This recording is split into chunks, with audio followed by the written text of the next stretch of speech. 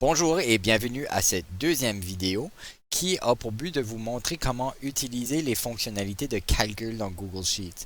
Donc, l'avantage d'un chiffrier comme celui-ci, c'est qu'on a plusieurs fonctions que l'on peut faire. On peut demander au chiffrier de faire des calculs pour nous et plutôt que de faire une centaine de calculs manuellement, on peut, dans l'espace de quelques secondes, demander au chiffrier de tous les faire pour nous. Donc, allons voir comment ça fonctionne. La dernière vidéo, on avait vu comment entrer des données rapidement. On a vu que le chiffrier pouvait voir les régularités que l'on place et pouvait les généraliser aux prochaines lignes. Donc, plutôt que de faire des régularités simples, parce qu'on avait vu que comme par exemple faire des exponentielles, ça fonctionne pas. Additionner avec une série arithmétique, pas de problème, mais lorsqu'on vient à faire des séries exponentielles, ça fonctionne pas. Mais ce qu'on peut faire, c'est de expliquer nous-mêmes c'est quoi la fonction qu'on veut faire. Donc, voici comment on demande au chiffrier de faire des opérations mathématiques pour nous. Donc, lorsqu'on veut créer une cellule qui contient des opérations mathématiques, on doit commencer avec le symbole de égal dans la cellule.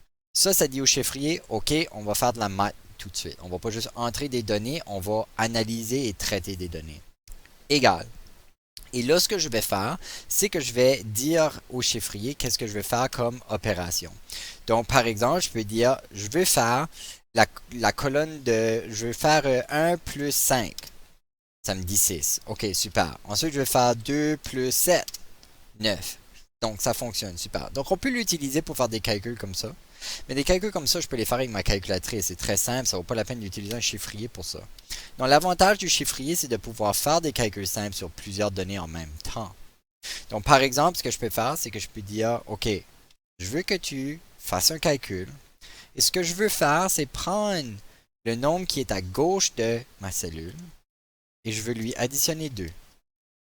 Et je veux additionner 2 à tous les nombres qui sont ici. Donc, je pourrais faire égal, ici, plus 2. Mais entrer tout ça, c'est encore très long. On a vu dans la dernière vidéo que le petit bouton magique ici de généralisation permet d'accélérer les choses. Et regardez qu'est-ce qui arrive si je prends le bouton et que je traîne cette cellule jusqu'en bas. Regardez, ça a appliqué le plus 1 automatiquement. Pourquoi ça fait ça? Parce que j'ai dit, je veux que tu prennes la cellule qui est à gauche et que tu lui additionnes 2.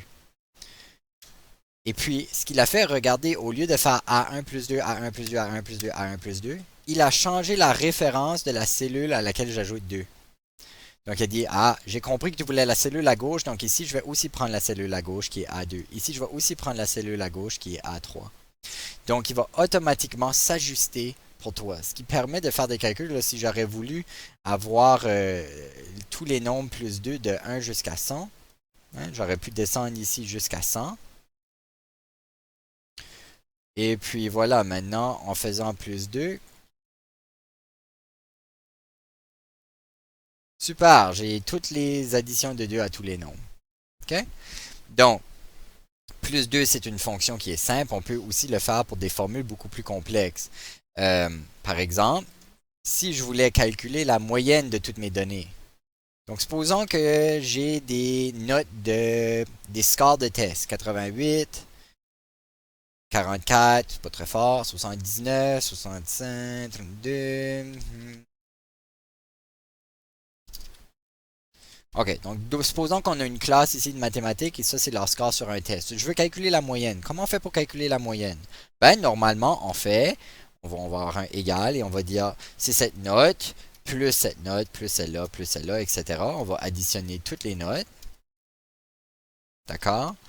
Et on va mettre des parenthèses ici pour que le chiffrier sache qu'il faut faire les additions en premier parce qu'il ne connaît pas nécessairement son P de masse. Et on va diviser par le nombre de données qui est ici 10. Et ça nous donne la moyenne de 69. Parfait, je peux le faire comme ça. Mais c'est un peu long. Je pourrais faire ça avec une calculatrice, ça me prendrait le même temps. Donc, une autre chose qu'on peut faire, c'est que le chiffrier a des fonctions qui sont déjà préprogrammées à l'intérieur et la moyenne est une de ces fonctions. On pourrait aussi dire égal moyenne. Ah oui, c'est vrai, mon Google Sheet est en anglais, donc au lieu de moyenne, il faudrait écrire average. Donc, on peut choisir la fonction average. Et là, il va mettre une parenthèse et nous dire, choisis les valeurs que tu veux moyenner. Donc, on va choisir toutes les valeurs ici en appuyant sur le bouton, en laissant appuyer et en traînant vers le bas. Et on va appuyer sur Enter et voilà, il peut nous calculer notre moyenne beaucoup plus rapidement de cette façon-là. Donc, il existe énormément de fonctions qui sont déjà programmées à l'intérieur. Celle que je veux que vous connaissiez pour l'instant, celle que je vais vous montrer. Donc, on a vu comment entrer manuellement des fonctions. On a appris comment appliquer la fonction à plusieurs données en utilisant le bouton de régularité et en traînant. Et on va trouver des fonctions existantes. Donc, on a la moyenne qu'on vient de voir, average. Celles qui vont être utiles pour le cours de stats vont être somme, médiane, mode, count. On va voir ces fonctions-là, puis on va voir comment on peut faire pour aller trouver d'autres fonctions. Ça, c'est très utile pour que vous continuiez à développer vos habiletés avec le chiffrier. Donc, on a vu moyenne. D'accord. Oups, j'aurais pas dû effacer ça. On peut toujours appuyer undo s'il y a quelque chose qu'on a fait qu'on voulait pas faire. Donc, le undo, il est à la fois cette flèche ici, effacer ou CTRL-Z. Donc, je vais garder la formule de moyenne en bas. Médiane est une mesure de tendance centrale qu'on va faire dans le cours. Donc, elle est aussi dans le programme. Elle s'appelle médiane. D'accord? Donc, on met la parenthèse. On veut calculer la médiane de tout ça. On a aussi mode qu'on peut calculer. Égal à mode de tout ça. On voit que le mode est 88. Donc, on a 88 qui apparaît 2 fois versus les autres données qui, elles, apparaissent seulement une fois.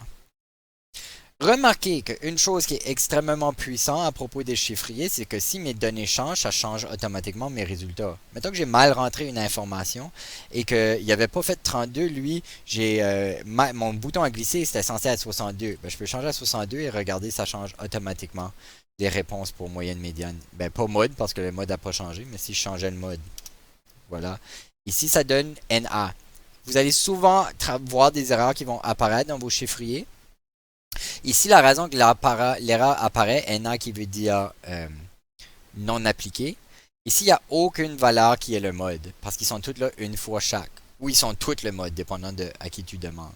Donc, dès qu'on a une valeur qui va se répéter une deuxième fois, là, ça va être correct. Okay? Si vous avez une erreur, vous pouvez mettre la souris par-dessus et ça va vous expliquer l'erreur. Mode ne peut pas produire de résultat car aucune valeur est présente plus d'une fois. Vous voyez, ça explique c'est quoi l'erreur. Une autre formule qui est utile, une fonction, c'est la fonction de pouvoir compter combien j'ai de données. Okay? Donc, par exemple, ça s'appelle, je pense, count. Oui. Donc, compte le nombre de données ici. Il y en a 10. Super. On va appliquer ça ici. Donner le nom de count. Pourquoi ça apparaît 9? C'est parce que quand on copie une formule à une cellule plus bas, la référence pour la cellule va aussi descendre de 1. Donc, au lieu d'aller de A1 à A10 comme elle est censée, elle va de A2 à 11. Ça, c'est pour être capable de faire des choses comme qu'on avait fait dans la vidéo précédente. Non, c'est dans cette vidéo, mais plutôt. Où,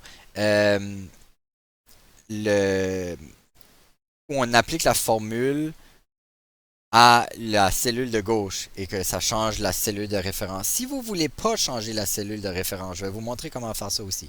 Donc pour l'instant, on va juste ajuster ceci à 1 à 10. Donc si vous voulez ajuster une formule, vous ne pouvez pas le faire en cliquant dans la cellule et essayer de modifier dans la cellule comme telle. Il faut aller ici dans la barre de modification.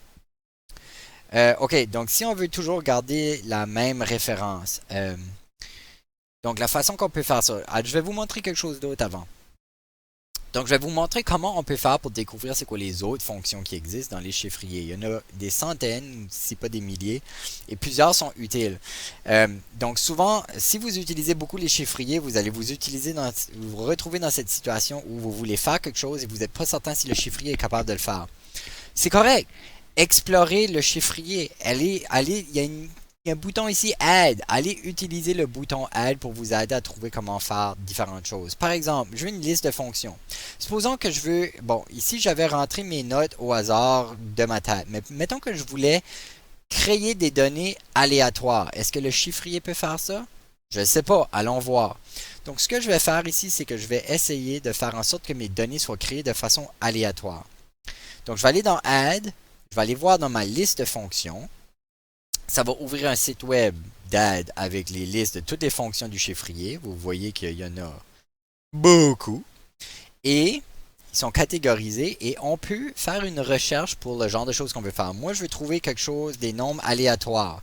Donc, j'écris aléatoire et regardez, on retrouve déjà des fonctions qui ont rapport avec l'aléatoire. On peut lire leur description et voir ce qui s'applique à ce qu'on veut faire. Aléatoire entre bornes. Affiche un nombre entier uniformément aléatoire compris entre deux valeurs incluses. Parfait, c'est ce que je vais faire. Comment je fais pour l'utiliser? Je clique sur En savoir plus. Ça me dit comment écrire la fonction.